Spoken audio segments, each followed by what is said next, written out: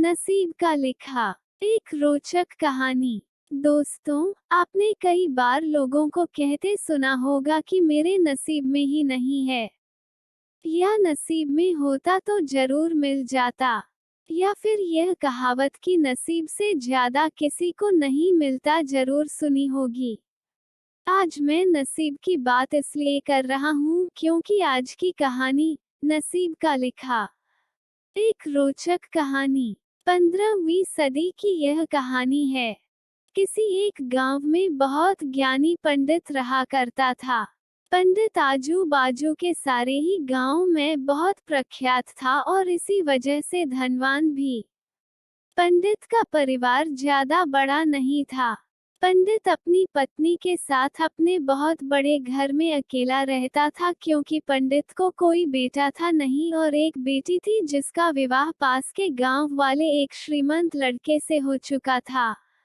पंडित ने शादी से पहले अपने होने वाले दामाद की अच्छे से जांच पड़ताल की थी और अपनी बेटी का भविष्य भी ठीक से पढ़ा था, तब जाकर उसने बेटी की शादी की थी। लेकिन चंद सालों में ही पंडित का दामाद बुरी आदतों के चंगुल में फंस गया। जुआ और शराब की बुरी लत ने उन्हें सड़क पर लाकर रख दिया था। अपने बेटी की ऐसी दुर्दशा देखकर पंडित की पत्नी काफी दुखी होती थी और अक्सर पंडित को कहा करती थी, तुम जाकर उनकी मदद कराओ। पंडित हमेशा अपनी बीवी को यह कहकर उनकी मदद करने के लिए मना कर देता था कि अभी कुछ समय तक उनका बुरा वक्त चलना है। हम चाहे कितनी ही कोशिश कर ले, जो उनके नसीब में नहीं है वो उन्हें नहीं मिल पाएगा। पंडित की ऐसी बातों से उसकी पत्नी काफी दुखी हो जाया करती थी और मन ही मन सोचती थी कि कैसा स्वार्थी पिता है, अपनी बेटी को इतने कष्टों में देखकर भी उसकी मदद करने के लिए मना करता है। आखिर भगवान ने जो इतना सारा धन धान्य दिया है उसका क्या करेंगे।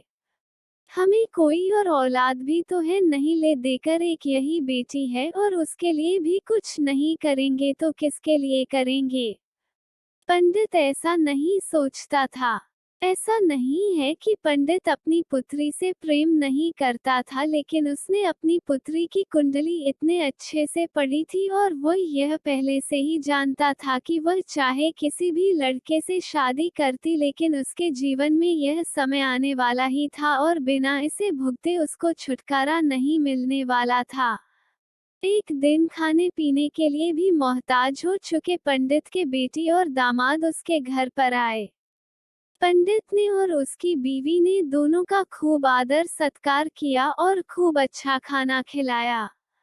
बेटी और दामाद की पंडित से सहायता मांगने की हिम्मत ना हुई, इसलिए वह बिना बोले ही वापस अपने घर को लौटने लगे। लेकिन माँ तो माँ होती है, पंडिताइन से रहा नहीं गया और बिना पंडित की इजाजत के उसने चोरी छुपे बूंदी के लड्डू बनाकर उसमें सोने के सिक्के रख दिए और बेटी और दामाद को दे दिए ताकि बेटी और दामाद की कुछ आर्थिक सहायता हो सके।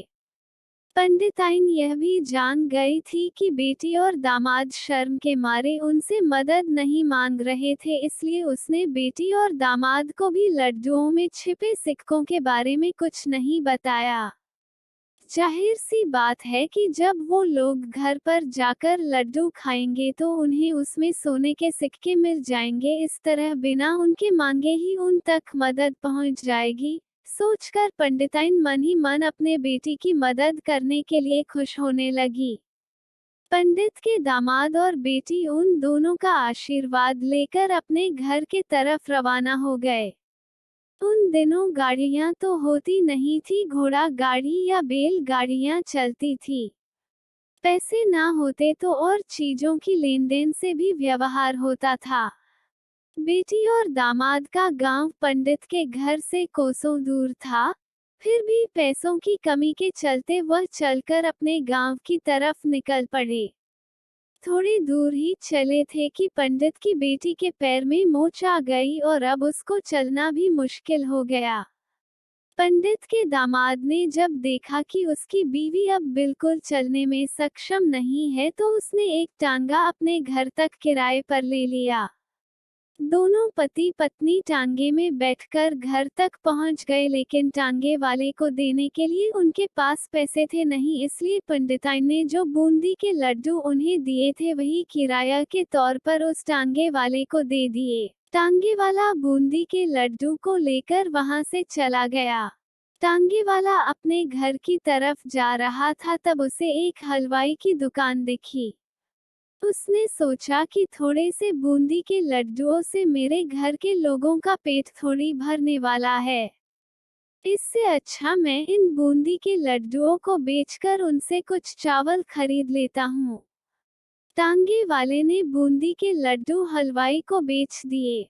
जिस गांव में वह हलवाई रहता था, उसी गांव में एक आदमी ने अपने घर पर पूजा रखी थी और उसी पंडित को उस पूजा के लिए बुलवाया था।